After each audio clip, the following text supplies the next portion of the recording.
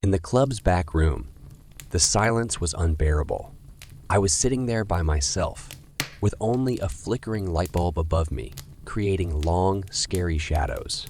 Not only were my hands shaking uncontrollably from the cold, but also from the sheer fear of what had happened that night. The scary feeling never went away. It played over and over in my mind like a horrible movie. I had no idea that a normal night at the club could turn into a nightmare. As I stared at the dirty floor, my mind was a mess of confusion and doubt. Instead of the normal noise of laughter, music, and glasses clinking, there was now a haunting, suffocating silence. It was 4:17 a.m. on the wall clock. The club was long gone. The last people who were there had just stumbled out into the night. Still, I stayed frozen, stuck in the wake of what had happened. The night had begun normally enough. The usual crowd was buzzing with energy, and the air was thick with hope. Then there was the moody couple in the corner. They were always there, but they were always far away and mysterious. I didn't pay them much mind. They were just another pair of faces that I thought were all the same. But tonight, they were the signs of my worst fear. I remembered the young boy who wasn't even out of his teens yet, coming up to them. His voice was a mix of fear and confidence. "Hey, I saw you guys around," he told her, always wanted to say. "You two have killer style." He smiled slowly. The woman looked at him without any emotion, but the man's eyes had flashed with something dark and scary. "Thank you, kid." His voice seemed cool, but it wasn't. "Why don't you run along now?" "Huh?" he asked. I ought to have stepped in and told the kid to calm down. When I heard sirens coming up behind me, I snapped back to reality. As the noise level rose, it became clear that this nightmare was all too real. I had to get ready for what was going to happen. The cops, the questions, and the suspicious looks. But first, I had to go back to the beginning to see how a normal night at the club turned into a terrifying nightmare. I had to put together the pieces of the evening to figure out what was going on. Getting up, what I had seen made my legs feel like lead. They were heavy. I went over to the dirty little window and peered out into the alley where everything had happened. The blue and red lights from the police cars made the walls look like a scary disco for a crime scene dance. I whispered to myself, "This can't be happening," and my breath fogged up the glass. This just can't be real. But the young boy's scream echoed through the night, like a blade cutting through the air, telling me that wasn't true. I was right in the middle of this real thing. It was a normal Friday night at the club, with the usual mix of loud music, bright lights, and people looking to get away from their everyday lives. As I carefully poured drinks behind the bar, my eyes darted around the room, always on the lookout and on guard. I knew every person who worked at the club and every shadow that moved on the walls. It was my world. Paul and his crew were regulars. They were local thugs who showed off their power with a hint of danger. They were a pain that wouldn't go away, but you learned to live with it for the most part. Then there was the moody pair who always sat in the same place and gave off an air of mystery and unspoken stories. The man with his sharp eyes and constant frown, and the woman who looked at the world with a cold, uninterested gaze. Unknown to me, they were a problem I never tried to solve. That night, I noticed a new face. A boy, just out of his teens, was excited about his first night out. His eyes were wide with joy. As naive as a moth pulled to a flame, he didn't see the dangers that were in the dark. I saw him walk through the crowd, and with each step, his confidence grew. He walked over to the couple's table and smiled slowly. "My name is Connor," he asked. "Do you mind if I join you?" His voice was hard to hear over the music. The man's eyes got narrow, and he showed irritation on his face. He asked in a snap, "Do we look like we want company?" The woman didn't say anything. She looked off into the distance at something, as if she didn't hear what was being said.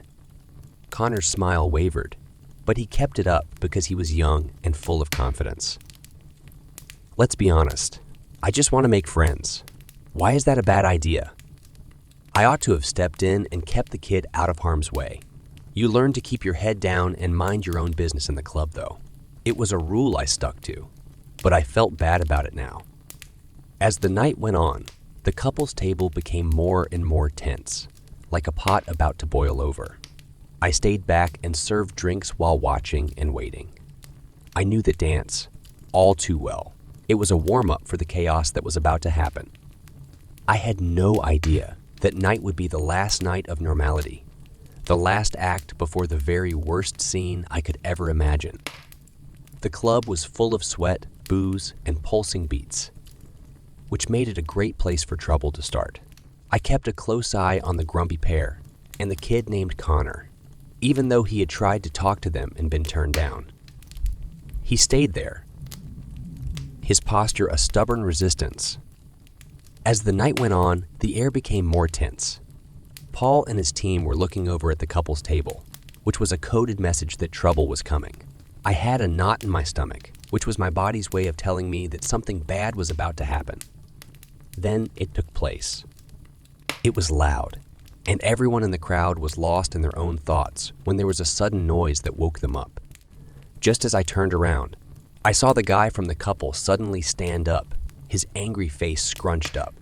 It could have been a joke or a casual comment that Connor made, but it was enough to set off the fireworks. "Man," hissed, his words cutting through the music. "What did you just say to her?"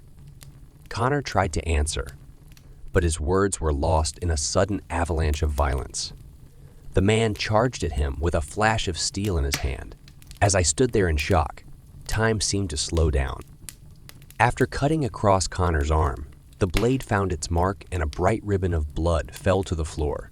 As people realized what had happened, screams rang out through the night as the crowd backed away. I jumped into action and ran toward the chaos. "Call an ambulance," I yelled, but my voice was hard to make out over the noise. When I got to Connor, he was holding his arm and looking shocked. There was already a man and a woman making their way through the crowd. They disappeared into the night like ghosts. Paul and his crew watched with faces that showed a mix of shock and an unsettling sense of pleasure. My mind was racing as I cared for Connor and put pressure on his wound. This wasn't just a violent act that happened by chance. It felt personal and planned, and I had just stood there and watched a play that had become all too real. The sirens could be heard far away, and they got stronger as they got closer. The club was a mess, and people were spilling out into the streets. What was supposed to be a fun night turned into a nightmare. I stood back with my hands stained with Connor's blood as the rescuers took over. What had happened was so heavy that it hurt. What had hurt? That's when I knew I couldn't let this go. What kind of person did he seem to be? Why did he attack Connor? But first, I had to look at the CTV tape. I had to see the horrible thing happen again in order to look for hints in the dark of that terrible night. It was eerily quiet in the club after what happened. The place that used to be full of life now felt like a tomb filled with the ghosts of the night's horror. I was sitting in the security room, and the TV's dull light made my face look pale. Now my hands were steady because I was moved by a goal that was stronger than my fear. With my eyes fixed on the screen, I sped up the video and looked for the moment when everything changed. It was all there. The fight, the flash of the blade, and the blood. I stopped the video to look at the attacker's face. It was him, the man from the grumpy pair. Who was he, though? Why did he choose Connor? There was only one place to start for me to find answers. Paul and his crew. They knew everything that went on in the club, even things that no one else saw. They were huddled together in a corner, and instead of their normal swagger, they seemed sad. "Paul," I spoke clearly, "I want to know more about the person who hurt Connor. Who is that?" Paul looked up, and his eyes were cold and smart. He laughed and asked, "Why should I help you?" With a fixed look, I shot back, "Because next time it could be one of your guys." There was a nervous silence before Paul let out a sigh. His body language showed that he was in agreement. His name is Rick, someone who is angry and has a grudge against everyone. Yes, he's one of mine, but not the one you think he is. As I nodded, a piece of the puzzle fell into place. Rick, it was important for me to find him and figure out why he was so violent. The early morning air was rough against my skin as I left the club. The city was waking up, but no one knew what a nightmare had been going on in the shadows. My mind was full of questions as I walked down the street. So why Connor? Did it happen by chance, or was there more to it? I got to the apartment above the corner store where Rick was said to live. The air was heavy with the smell of neglect because the building was in bad shape. Every step up the stairs was a march toward a truth I wasn't sure I wanted to face. My heart was beating fast as I stood outside Rick's door. That was it. The moment of truth. I hit the worn wood with my knuckles when I knocked. Rick walked in when the door opened. His face showed shock and fear.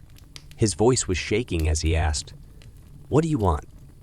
As I walked into the room, I asked, "I want to know why."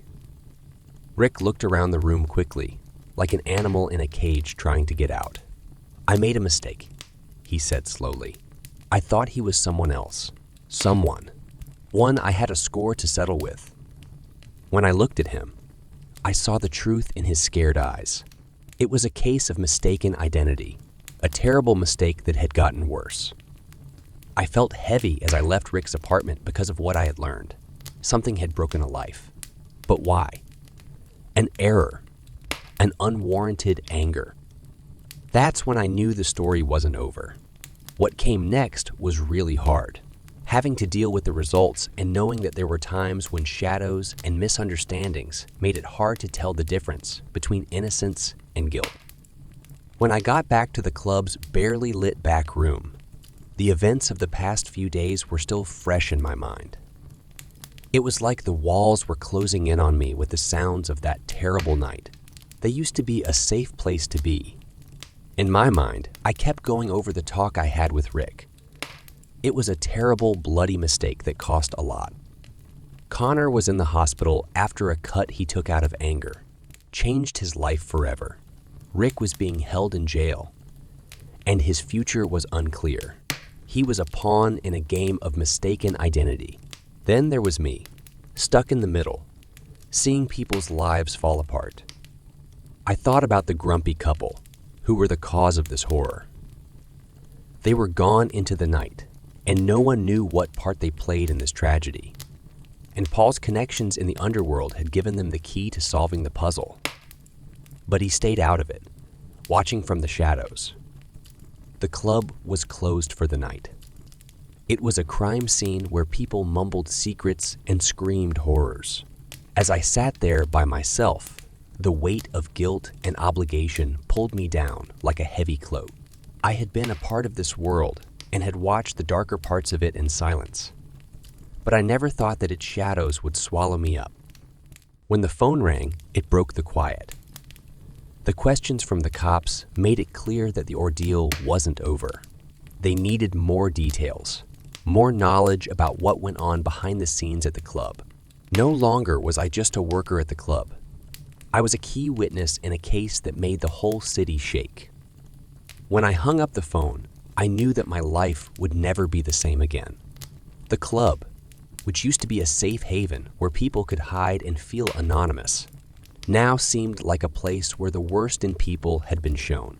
After what I had seen and learned, I couldn't go back to just watching. My legs were stiff from sitting for too long, so I got up. The room was lit by a pale, harsh light from the first rays of dawn coming in through the windows. It was time to escape the darkness and face the outside world. As I closed the door to the club, I knew that night would always be fresh in my mind. But I also knew I could let this experience shape who I am, or use it to make me want to change. As I walked down the empty streets, I could see the city slowly waking up around me. Even though the terrible things that happened that night were over, their sounds would always be there, reminding us how fragile life is and how little difference there is between innocent and guilt. After having dreams, I realized a sad truth. Sometimes the scariest horrors aren't supernatural ones, but ones that come from inside people.